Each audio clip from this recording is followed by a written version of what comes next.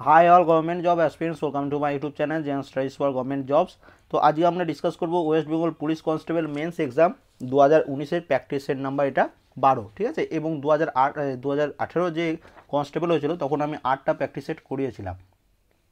তো টোটাল এই 12টা plus 8টা 20টা practice set তোমাদের হয়ে যাচ্ছে।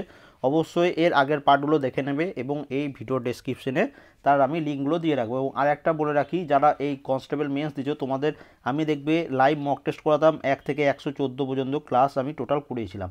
পরীক্ষার আগে ওই পুরো টোটাল ক্লাসটা তোমাদের কিন্তু কমপ্লিট করে যেতে হবে পরীক্ষার জন্য। এক্সট্রা কোনো কিছু পড়ার দরকার নেই, নতুন কোনো বই কেনারও দরকার নেই। জিকে পোর্শনটা ওই 1 থেকে 114 পর্যন্ত মক টেস্টের যতগুলো কোশ্চেন আছে, প্রায় 5 থেকে 6,000 প্লাস কোশ্চেন ওখানে আছে, ঠিক আছে। তো ওইগুলো কমপ্লিট করলে এনাফ তোমাদের মেন্স পরীক্ষার জন্য, এক্সট্রা নতুন কিছু পড়ার দরকার নেই, ঠিক আছে। এবং তোমাদের যে স্ট্যাটিক জিকের পিডিএফগুলো টেলিগ্রাম চ্যানেলে আছে, তো সেগুলো একবার রিপিট করে নেবে, ঠিক আছে। স্ট্যাটিক জিকে এখনকার দিনে পরীক্ষাগুলোতে স্ট্যাটিক জিকে একটু বেশি আসছে। তো দেখো ফার্স্ট কোশ্চেন, তাড়াতাড়ি অ্যান্সার করার চেষ্টা করো যে হকি যদি ইন্ডিয়া হয় বেসবল কোথায় হবে। হকি যদি ইন্ডিয়া হয় বেসবল কোথায় হবে, এরকমই প্রশ্ন তোমাদের একটা পুলিশে কোনো একটা পরীক্ষায় এসেছিল। তো বেসবল কী হবে, ইউএসএ বা আমেরিকা, ঠিক আছে। অপশন ডি হবে এটার অ্যান্সার। এবং কানাডার ন্যাশনাল স্পোর্টস যদি বলো তাহলে সেটা কি হচ্ছে, আইস হকি, এটা একটু মনে রাখবে। নবগঠিত অন্ধ্রপ্রদেশ রাজ্যের রাজধানীর নাম কি। অন্ধ্রপ্রদেশের রাজধানীর নাম হলো কোনটি। তো দেখো অন্ধ্রপ্রদেশের রাজধানী হচ্ছে কোনটি, অমরাবতী। অপশন এ হচ্ছে এটা অ্যান্সার। এবং আরেকটা জিনিস যেটা তোমরা মনে রাখবে সেটা হচ্ছে বর্তমানে অন্ধ্রপ্রদেশের যে সিএম চিফ মিনিস্টার কে হচ্ছেন ওয়াই.এস জগমোহন রেড্ডি, ঠিক আছে। এবং গভর্নর হচ্ছেন কি বিশ্বভূষণ হাসি চন্দন, ঠিক আছে। তো এটা একটু মনে রাখবে, কারণ এই 2019-এ গভর্নরও চেঞ্জ হয়েছে, তোমার সিএমও চেঞ্জ হয়েছে অন্ধ্রপ্রদেশে। তো অবশ্যই সেটা মনে রাখবে। 3 নম্বর প্রশ্ন দেখো, বিশ্ব ব্যাংক এর কেন্দ্রীয় সদর দপ্তর কোথায়। এখানে বলেছে কি বিশ্ব ব্যাংক বা ওয়ার্ল্ড ব্যাংকের হেডকোয়ার্টার কোথায়, সেটা হচ্ছে প্রশ্ন। তো ইন্টারন্যাশনাল অর্গানাইজেশন যেগুলো আছে তার হেডকোয়ার্টার কোথায় সেটা কিন্তু অবশ্যই তোমাদের পরীক্ষার জন্য পড়ে যেতে হবে। তো অবশ্যই তাড়াতাড়ি কমেন্ট করো এটার কী অ্যান্সার হচ্ছে, ওয়ার্ল্ড ব্যাংকের হেডকোয়ার্টার কোথায়। তো ওয়ার্ল্ড ব্যাংকের হেডকোয়ার্টার হচ্ছে কোথায়, ওয়াশিংটন ডিসি, ঠিক আছে। এবং সবগুলো কিন্তু তোমরা পড়ে যাবে, এটা পিডিএফ টেলিগ্রাম চ্যানেল আছে, ওখান থেকে পড়ে নেবে। পরের প্রশ্ন চলে আসি, দেখো 4 নম্বর, কোন মুঘল সম্রাট নিজের আত্মজীবনী রচনা করেছিলেন। কোন মুঘল সম্রাট নিজের আত্মজীবনী রচনা করেছিলেন। তো দেখো অপশানগুলো দেখো, মনে রাখবে 2জন মোগল সম্রাট আছেন যারা নিজের আত্মজীবনী লিখেছিলেন। এক হচ্ছে বাবর, ঠিক আছে। এই অপশন অনুযায়ী এখানে অপশান এ অ্যান্সার হচ্ছে। আরেকজন হচ্ছে জাহাঙ্গীর। এনারা দুজন নিজেদের আত্মজীবনী লিখেছেন। দুটো অনেক সময় কি এই দুটো একসাথে অপশানে থাকে, বাবর প্লাস জাহাঙ্গীর, বাবর প্লাস আকবর, আকবর প্লাস জাহাঙ্গীর, এরকমভাবে অপশানগুলো থাকবে, ঠিক আছে। তো অবশ্যই মনে রাখবে। তো বাবরের আত্মজীবনীর নাম কি, বাবরনামা। এবং জাহাঙ্গীরের আত্মজীবনীর নাম হচ্ছে তুজুক ই জাহাঙ্গীর। তো এই দুটো অবশ্যই মনে রাখবে। 5 নম্বর প্রশ্নে চলে আসি, দেখো দিল্লির যে সুলতান দিল্লি থেকে দৌলতাবাদ রাজধানী স্থানান্তরিত করেছিল, তো সেটা কে। তো দেখো দিল্লি থেকে দৌলতাবাদে রাজধানী স্থানান্তরিত করেছিল মোহাম্মদ বিন তুগলক। কুতুবউদ্দিন আইবককে, কুতুবউদ্দিন আইবক হচ্ছে দাস বংশের প্রতিষ্ঠাতা। অবশ্যই মনে রাখবে, অনেক সময় পরীক্ষায় এসেছে দাস বংশের প্রতিষ্ঠাতা কে, ঠিক আছে। তো এটা মনে রাখবে। পরের প্রশ্নে চলে আসি, দেখো কাদম্বরীর রচয়িতা হলেন কে। কে কাদম্বরী রচনা করেছেন। খুব ইজি কিন্তু বারবার পরীক্ষায় আসা কোশ্চেন। তো কাদম্বরী রচয়িতা হচ্ছে বাণভট্ট, ঠিক আছে। বাণভট্ট কাদম্বরী ছাড়াও আর একটা বই লিখেছিল যেটার নাম হচ্ছে হর্ষচরিত, তো সেটাও একটু তোমরা কিন্তু পড়ে নেবে, অবশ্যই মনে রাখবে। কলহন কী লিখেছিল, রাজতরঙ্গিনী, তো সেটাও তোমরা মনে রাখবে। এই বিভিন্ন books and other history related তোমাদের পরীক্ষায় আসবে। এবার দেখো ভারতের রেপো রেট বা রেপো হার ঘোষণা করেন কে। ভারতের রেপো রেট বা রেপো হার ঘোষণা করেন কে, যেটা করেন RBI, reserve bank of India, ঠিক আছে। এবার দেখো জেনারেল সায়েন্স থেকে একটা প্রশ্ন, মিওসিসের সময় ক্রসিং ওভার হয় এই দশায় বা উপদশায়। মিওসিসের সময় ক্রসিং ওভার ঘটে কোন দশা বা কোন উপদশায়।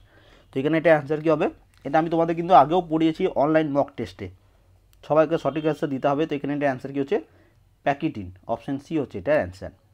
ফারাক্কা ব্যারেজ নির্মাণের প্রধান কারণ হলো কি, এটা West Bengal PSC plus West Bengal police দুটো পরীক্ষাতেই প্রিভিয়াস ইয়ারে এসেছে।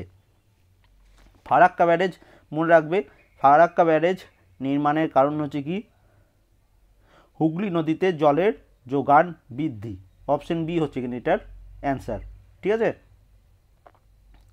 ভারতের সবচেয়ে বেশি এলাকা জুড়ে রয়েছে কোন মৃত্তিকা? ভারতের কোন মৃত্তিকা সবথেকে বেশি এলাকা জুড়ে আছে? তো এটা অ্যান্সার কী হবে? পলি মৃত্তিকা। ঠিক আছে, অপশন ডি হবে এখানে এটার অ্যান্সার। এটাও কিন্তু আমি তোমাদের আগে পড়িয়েছি। এবার দেখো মুল্লা পেরিয়ার বাঁধ অসন্তোষের কারণ কি? তো মুল্লা পেরিয়ার বাঁধ এটি পেরিয়ার নদীর উপর গড়ে উঠেছে এবং এটি অসন্তোষের কারণ কি? তো অসন্তোষের কারণ কাদের মধ্যে বলেছে? ঠিক আছে, তো এর অসন্তোষের কারণ হচ্ছে তামিলনাড়ু এবং কেরালার মধ্যে। অপশন বি হচ্ছে এটার অ্যান্সার। এই প্রশ্নটা তোমরা সবাই অ্যান্সার করবে, প্রিভিয়াস ইয়ার প্রশ্ন এটা তোমাদের ওয়েস্ট বেঙ্গল পুলিশের। রাডার এর অর্থ কী? অপশনগুলো দেখো কী বলছে, বেতার নির্ণায়ক এবং সীমা পরিমাপক, প্রস্তুত সীমা পরিমাপক উন্নত যন্ত্র, উড়োজাহাজ সীমা পরিমাপক সীমা নির্ণায়ক যন্ত্র, এবং লাস্ট অপশন কী বলেছে, প্রস্তুত উন্নত উড়োজাহাজ সীমা পরিমাপক। তো এটা তোমরা সবাই কমেন্ট করে জানাবে, আমি তোমাদের সবাই রিপ্লাই দেবো। ঠিক আছে, তো অবশ্যই আমি দেখবো। কিন্তু পরের প্রশ্নে চলে আসি আমরা। সুপরিচিত অ্যান্টিবায়োটিক পেনিসিলিন এই জাতীয় উদ্ভিদ থেকে পাওয়া যায়। তো পেনিসিলিন কোথা থেকে পাওয়া যায়? মেন কোশ্চেন হচ্ছে পেনিসিলিন কোন জাতীয় উদ্ভিদ থেকে পাওয়া যায়? তো পেনিসিলিন কোথা থেকে পাওয়া যায়? ছত্রাক থেকে। অপশন বি হচ্ছে এটার অ্যান্সার। রাজ্যসভার চেয়ারম্যান হলেন কে? খুব ইম্পর্টেন্ট প্রশ্ন। তো রাজ্যসভার চেয়ারম্যান হলেন কে? অপশনগুলো দেখো, এখানে এটা অ্যান্সার কী হবে? মনে রাখবে, রাজ্যসভার চেয়ারম্যান হয় ভারতের উপরাষ্ট্রপতি, লোকসভার কে হয়? স্পিকার। এবার আরেকটা জিনিস, রাজ্যসভার মেম্বার হতে গেলে কত বছর বয়স লাগে সেটা তোমরা সবাই কমেন্ট করে জানাবে। রাজ্যসভার মেম্বার, লোকসভার মেম্বার হতে গেলে 25 বছর লাগে মিনিমাম এজ, তেমনি রাজ্যসভার মেম্বার হতে গেলে মিনিমাম এজ কত লাগে? ভারতের রাষ্ট্রপতি হতে গেলে 35 বছর বয়স লাগে, প্রধানমন্ত্রী হতে গেলে 25 বছর লাগে। ঠিক আছে, তো তোমরা এটা কমেন্ট করো যে রাজ্যসভার মেম্বার হতে গেলে বয়স কত। পরের প্রশ্নে চলে আসি। পার্লামেন্টের অর্থ বিল অনুমোদনের জন্য নিম্নলিখিত কোনটি অপরিহার্য নয়? মানে হচ্ছে পার্লামেন্টের অর্থ বিল, মানি বিল যেটাকে বলা হয়, সেটা অনুমোদনের জন্য কোনটি প্রয়োজনীয় নয় এগুলোর মধ্যে? তো এখানে যেটা হচ্ছে সেটা হচ্ছে অর্থমন্ত্রীর অনুমোদন প্রয়োজনীয় নয়। অপশন বি হবে এখানে এটার অ্যান্সার। পরে চলে আসি, দেখো ভারতীয় রিজার্ভ ব্যাংকের প্রতিষ্ঠিত সালটি হলো কোনটি? তো reserve bank of India RBI কত সালে? আরবিআই বর্তমান গভর্নরকে শক্তিকান্ত দাস, এবং আরবিআই এস্টাবলিশ হয়েছিল 1935 সালে। আরবিআই ন্যাশনালাইজড বা জাতীয়করণ হয়েছিল 1949 সালে, এবং 1955 সালে SBI state bank of India establish হয়েছিল। তো এগুলো একটু মনে রাখবে। তোমরা একটু কমেন্ট করো যে এসবিআই স্টেট ব্যাংক অফ ইন্ডিয়ার পূর্বে কী নাম ছিল, সেটা সবাই কমেন্ট করো। পরের প্রশ্ন চলে আসি, দেখো ভারতের স্বাধীনতা আইন কবে গৃহীত হয়? ভারতের স্বাধীনতা আইন কবে গৃহীত হয়? তো এটা মনে রাখবে, জুলাই 1947-এ ভারতের স্বাধীনতা আইন গৃহীত হয়েছিল। এবার জিওগ্রাফি থেকে একটা প্রশ্ন, নিম্নলিখিতগুলির মধ্যে কোন বন্দরে স্বাভাবিক পোতাশ্রয় রয়েছে? এগুলোর মধ্যে কোন বন্দরে স্বাভাবিক পোতাশ্রয় রয়েছে? তো এখানে এটা অ্যান্সার কি হচ্ছে? বিশাখাপত্তনম। অপশন বি হচ্ছে এটার অ্যান্সার। সৎনামী বিদ্রোহ যে মুঘল সম্রাটের আমলে হয়েছিল? সৎনামী বিদ্রোহ যে মুঘল সম্রাটের আমলে হয়েছিল? কমেন্ট করো কার সময় সৎনামী বিদ্রোহ হয়েছিল, খুব ইম্পর্টেন্ট তোমাদের পরীক্ষার জন্য। তো এখানে এটা অ্যান্সার কী হবে? যে সৎনামী বিদ্রোহ এটা হয়েছিল ঔরঙ্গজেবের আমলে। ঠিক আছে, খুব ইম্পর্টেন্ট। পরের প্রশ্ন চলে আসি, ভারতের জাতীয় কংগ্রেস কত সালে প্রতিষ্ঠা হয়েছিল? তো দেখো ভারতের জাতীয় কংগ্রেস, কমেন্ট করে নাও আগে, আমি তারপরে দেখছি। তো এটার অ্যান্সার হচ্ছে যে 1885 সালে জাতীয় কংগ্রেস প্রতিষ্ঠা হয়েছিল। এর প্রতিষ্ঠাতা কে? Allen Octavian Hume. অপশানে এ ও হিউম থাকবে অথবা অ্যালেন অক্টোভিয়ান হিউম। এর প্রথম প্রেসিডেন্ট কে ছিল?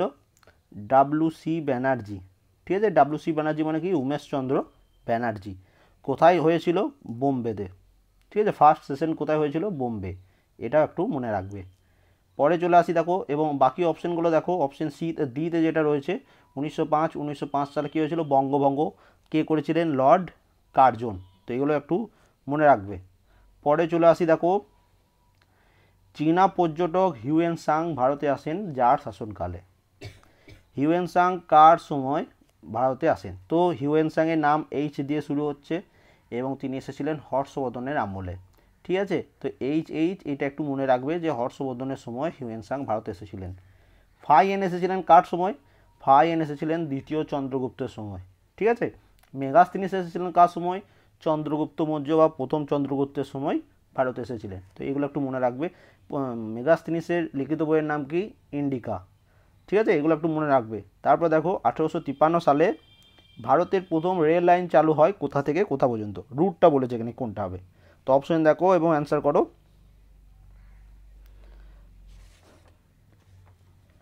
তো এখানে এটা অ্যান্সার কি হচ্ছে যে হাওড়া, বোম্বে টু থানে। অপশন বি হচ্ছে এখানে এটার অ্যান্সার। ঠিক আছে, বোম্বে টু থানে 1853 সালে। এবং এই রেল লাইনটা কে চালু করেছিল? রেল লাইনটা চালু করেছিল কে? লর্ড ডালহৌসি।